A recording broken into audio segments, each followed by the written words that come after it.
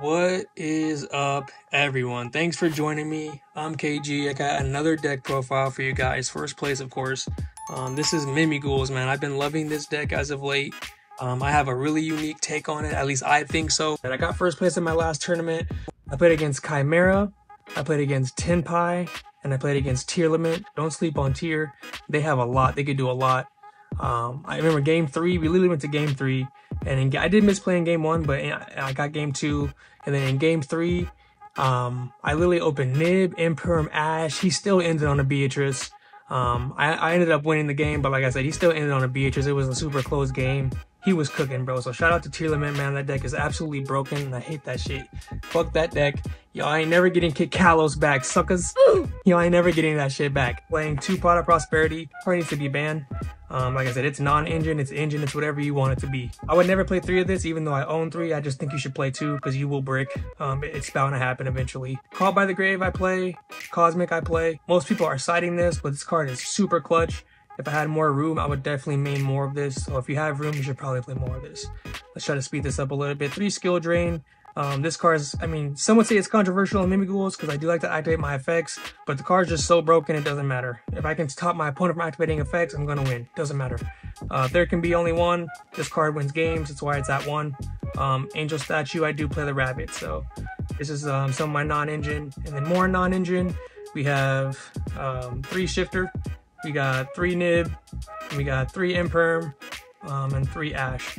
So, and then 2 Bestials as well. So yeah, a lot of non-engine in this deck. I can't wait to show you guys my updated Bestial control deck profile. I've gotten first place with that since I've uploaded my last profile. I just haven't updated it because lazy. Only reason I'm not playing it now is because a lot of people are on Bestials. And Bestials actually like lose to themselves. So I'm not trying to fight through other Bestials. So that's why I'm not playing that right now. This deck I'm playing right here loses to pretty much nothing. So Shifter's fine, Ash is fine, Imperm, Veiler, it's all good.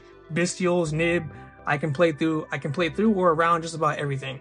So that's one other reason why I really do like this deck. It doesn't really have like an Achilles heel besides the fact that you're normal summon reliant. So yeah, that's all the non-engine there. Moving forward, I do play 2 Unicorn. I might want to bump this to 3. I think this is worth playing 3 of. Initially, I didn't want to have 3 of this in my decks. I didn't want to brick on it, but this card's just so amazing. Puts so much pressure on the board. My opponent feels like they have to do something. And then, like I said, if I have this with my starters, my Mimighoul starters, I just feel so safe. I feel like I have a good chance of winning that duel. 1 Fenrir, just so you have the option. I wouldn't play more than this in this build because Unicorn's just better and like infinitely. But definitely play the 1 Fenrir just so you have the option. It did come up against Tier Limit and actually won me the game, so definitely good to have one of those in your deck. Like I said, you can search it off this, so good to have 1 Fenrir in your deck, 1 Birth for the Unicorn. Like I said, you can get it. I would play 3 Unicorn in the future. I have to find something to cut, maybe cut the Cyclone or something, even though I love the Cyclone. I don't know, we have to look into it.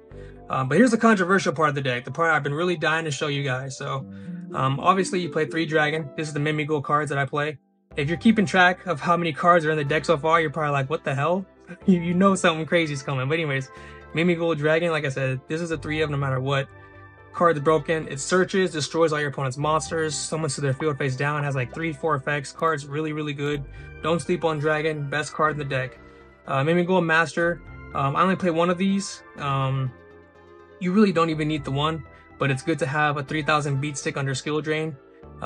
It's good to have a card that searches more cards. This card also can be a way to flip your monsters face up during your opponent's turn, so this card's honestly really good. Puts in a lot of pressure, but I just don't think you need more than 1. Dragon's the one you want to normal summon. You don't really special summon much. You don't special summon much in this deck, so you probably won't get a chance to special summon this unless you're playing. I'll move forward. So 3, also 1 Archfiend. This is where it gets controversial. 1 Archfiend. I only play 1. This card's a brick. I don't care what anyone says. Come after me. Get me in the comments. I don't care. This card's a brick. It's a 1 of because you can search it at any point in time. You can always have access to this card. You know, its best effect is being able to get you a +2 on your opponent's field, and it is a +2 because when it flips face up, you get the card back, which is a break even for the card you gave them, and then you draw a card, which is a +1. They discard a card, which is a +2 technically. So 1.5 +2, whatever you want to say. It's only good if you're summoning it to your opponent's field face down and resolving the effect when it flips face up. The other effect, to flip a card face up, is just mid as fuck. Eating my normal summon up just to flip a card face up does not seem good to me. Although if you are playing Maker, which I'm not, I'm playing 3 Room, and I'm playing 3 Dungeon, and 1 Terraforming. That's it. 40 cards in my deck, that's the whole deck. Literally, this is the whole deck. That's the whole deck. A bunch of this non-engine, and then 1 card starters, bro. 1 card starter, plus interruption. This card's cracked. 1 card starter, 1 card starter but slow, and then I guess brick. You know, like I said, I don't really... Drawing this isn't bad, because you can just put it on their field, play around Imperm, and then flip it face up during your turn or whatever, but, you know, this card's really, like I said, you don't really want to draw this. So playing more than 1, drawing more than 1, it's ass. I've been testing this deck for a while, took it to a few locals, lost a few times, learned a lot, and playing more than 1 of this is just not ideal unless you're playing Maker. Now, I understand you're going to be like, why are you not playing Maker? First of all, that makes me lose to Ash. That means it's another card that loses to Ash. And the thing about it is, why even play a card that loses to Ash when in worst case scenario, all it's going to do is get you 2 bodies on field. If you're trading 2 bodies for 1 card that plays into Ash, you might as well play something like Unicorn, because this is going to get you 2 bodies as well, because it'll search you birth and represent 2 bodies and more than that in the future. But on top of that, it doesn't play into Ash. So if they Ash this card, it's like, who cares? I still have Unicorn, I still have a body. Whereas if they Ash Maker, you're just like, okay, I'm cooked. I'm 1 card down. So you're losing the Ash. Whereas in this case, you normal summon, they Ash, you still have a body. You know, activate this, they Ash, you still have a field spell. If they Ash Room, this is where you want to Ash, because this is like the best card. You want to Ash this so you don't get Book of Moon, and so I don't get more resources. So that's how you get over, you know, Ash this card. But, you know, like I said, the idea is just to not play into hand traps. The idea is to not lose too many hand traps. The idea is just to control the game and slow the game down. Basic combo is just to activate Dungeon. Dungeon will search you, Dragon. Normal summon Dragon, get the Room. Room is such a good interruption because it not only gets you follow-up for next turn, but it also flips one of their cards face down. Or you could just give them Archfiend if you want. So, you know, no matter what, they're not getting out of the dungeon restriction without backdoor removal. And that's the idea. They can't normal summon, and they can't attack with special summon monsters. So that you're really limiting what they're allowed to do. And like, even the decks that are allowed to special summon, you're still limiting what they can do with having this on the field. And like I said, not to mention, if they start special summoning, you still have this to flip something face down without targeting, and that's very good. Non-targeting Book of Moon is very good. And this is that and more. So honestly, so broken. Can't complain about the engine that I played. At this point, I wouldn't change it at all. I still wouldn't play Maker. If I could take it back, I wouldn't play Maker. Like I said, best case scenario, it does get you a search and get them under the lock, but you know, worst case scenario, it's just a Link 2. And if that's the case, I might as well play a better Link 2. Like I said, I would definitely recommend playing another Unicorn, but besides that, everything worked super well. I have no complaints whatsoever about the main deck. I know I rambled for a little bit, but I had to explain it to you guys. I know you guys are probably like, what's going on, dude? But clean 40 cards, 21 non-engine. Like I said, absolutely insane. No complaints. Didn't brick once. Zeus, gotta play Zeus. You can get 2 level 1s on the field pretty easily. I didn't make it one time. Didn't make any of these. Just never needed to. Typhon, I did make this a couple times. The card's crazy. Like I said, plays well under skill drain. It's really good in control decks too when you don't have much to do. So you could honestly get away with playing 2 of these. You might want to play 2 of this. Not bad at all. Almirage, Anima for the Link 1s. Anima's good because it's generic. Almirage is mostly there just to make Hita. Rabbit, IP, these are the cards I make the most.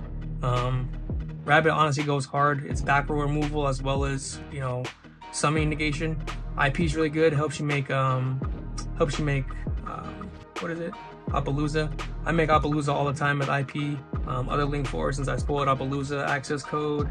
And then I do play Celine as well as Nightmare Unicorn for the Link 3s.